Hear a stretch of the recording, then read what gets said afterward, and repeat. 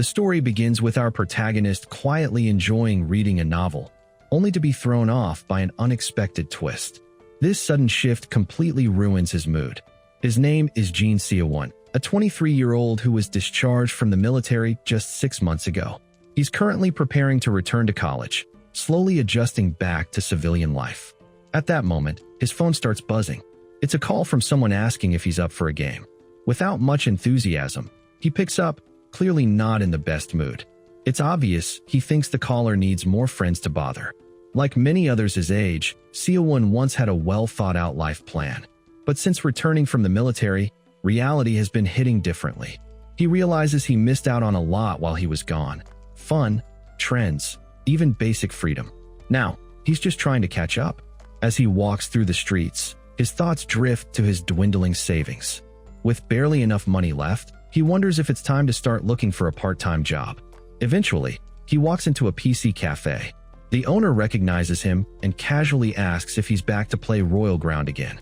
Without hesitation, he nods and buys 10 hours of game time. After getting discharged, he dove headfirst into a game called Royal Ground, a fast-paced battle royale where 100 players drop into a massive war zone, scavenge for weapons, and fight until only one remains. He wasn't just playing casually either. Within just 3 months, he grinded his way into the top 10, even raking in some cash from local cafe tournaments. This guy was cracked. We see him flexing his skills as he dominates the lobby. But as always, there's that one friend being loud and annoying, getting on his nerves and dragging attention their way. He tells him to quiet down. They need to move into the safe zone fast. They're on the hunt for a player wearing a skull mask, who's the only other guy left. Entering a building, they find untouched loot scattered across the floor. It looks like no one's been here. Jackpot. But just as he mutters that, something feels off. Behind them, the skull mask appears, lurking silently in the shadows. In an instant, the masked player ambushes them, taking out his teammate effortlessly. But as the skull tries to retreat, Seo-won locks on. One clean shot, straight to the head. Victory. Stretching his arms, he doesn't even look surprised. For him, it's just another win. He casually tells his friend to queue up again. But when he checks the time, it's already 10:30. He thinks, maybe he should start studying for tomorrow. Maybe? But just as he's about to load into the next match, a message pops up on his phone. It's from his mom. She's asking how his studies are going, and sends him extra money for his academy fees. Every time she texts, it hits him right in the chest. He's been living like this for months, stuck in this loop of games and guilt. Later, lying in bed, he's aimlessly scrolling through his phone when a news headline catches his eye. Reports of people appearing overseas with strange powers. They're calling themselves players. But when he clicks on the article, it's gone. Deleted like it never existed. Weirded out, he brushes it off and goes to sleep. The next morning, his friend is still pestering him about some clan war. He's thinking about hopping in for one last game, when suddenly, a strange purple light floods the area, wrapping around him completely. And just like that, he vanishes. No trace was left behind, except for his bag. Sometime later, Seo-won wakes up, and everything around him is in complete chaos. Confused and disoriented, he wonders if he's dreaming, especially with all the people in what looks like cosplay, speaking in a language he can't understand. But then, things get even weirder. Suddenly, a voice echoes in his head, coming from a giant robot. It announces that the system is initializing and the language synchronization is complete. Before he knows it, everyone around him starts speaking Korean. Seo-won overhears some guy expressing his relief at being able to understand everyone now. Things take another turn when he spots two people, named Escrow and Chiron, arguing. Escrow accuses Chiron of being responsible for putting everyone in this mess, but Chiron just shrugs it off, saying that they're all destined to kneel before the demon lord. Escrow, clearly fed up, starts charging up his power and vows to end this right here by taking down Chiron first. A bolt of lightning shoots from his hand, but Chiron just takes it head-on, unfazed. It doesn't even leave a scratch. At this point, Seo-won's starting to feel like this is no dream. Everything's way too real. Just as he's processing all of this, the voice in his head returns, announcing the start of a game. The goal?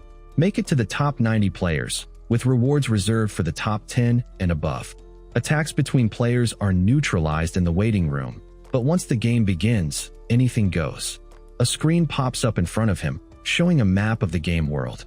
He's still struggling to wrap his head around it when the robot explains that the game will last 100 years, but there are daily limits. If a player exits the map, they might face serious consequences. The game continues until only one player remains. If you're eliminated, you return to your original world. If you're not in the top 90, you won't get another shot. Seo-won can't believe it. Could this really be the Loyal Ground game? He looks around, realizing he's surrounded by other players, each of them just as confused and desperate to survive as he is. Even if this is a dream, he's not ready to die just yet. He calls out to a nearby barbarian, who's clearly not happy with Seo-won's attention. The barbarian demands to know why Seo-won is ignoring him. Seo-won just laughs it off.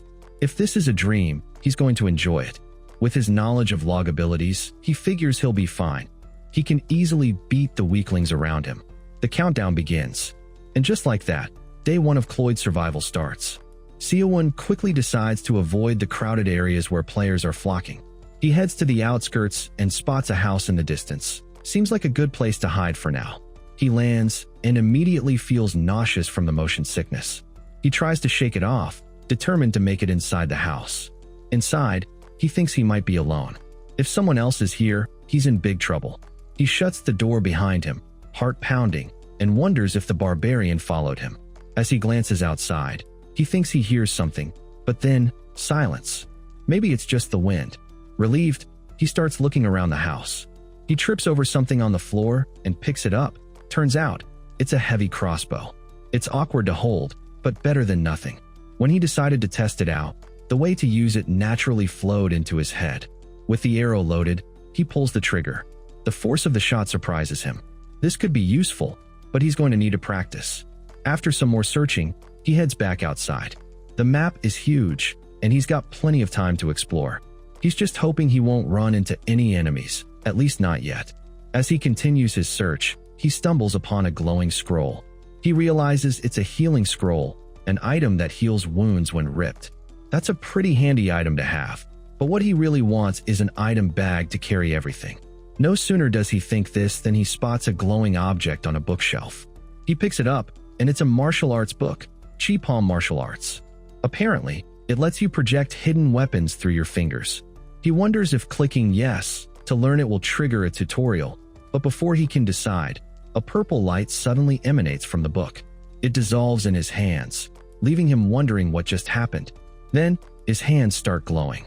Seeing this, he doesn't waste any time and picks up a nearby fork. He throws it at a wall, and it hits with a satisfying thud. His new martial arts technique works. Excited, our boy grins. He's not just surviving this game, he's going to dominate.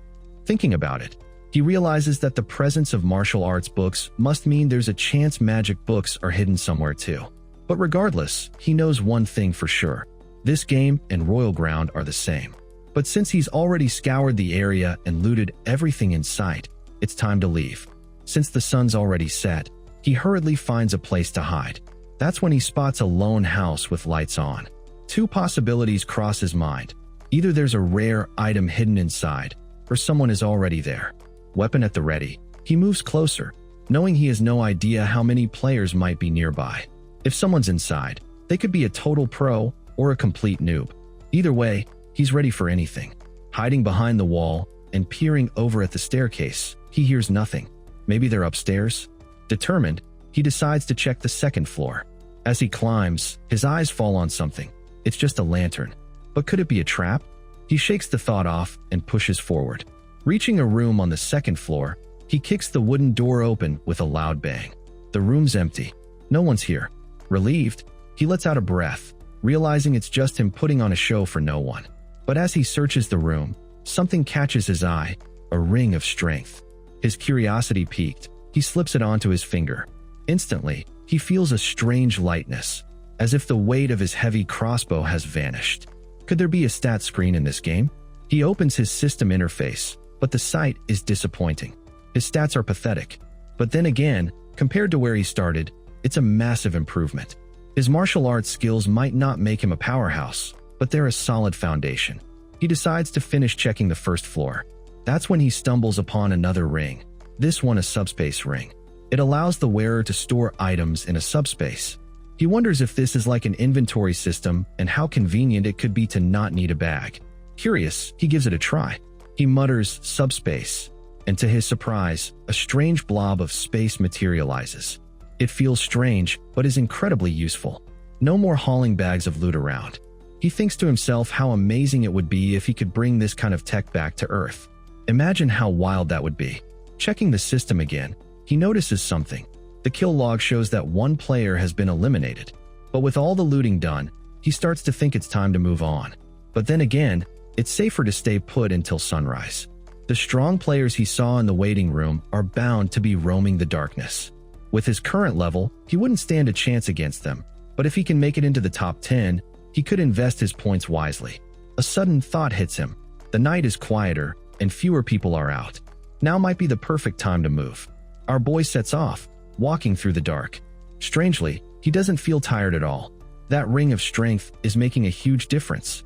But hunger is starting to kick in, and he begins to wonder if this game really is as realistic as it seems. His stomach growls, but there's no food in sight. According to the map, a city should be nearby, but the houses are nowhere to be found. Just as he's thinking about his next move, a low growl breaks the silence. There's a monster standing right behind him, saliva dripping from its fangs.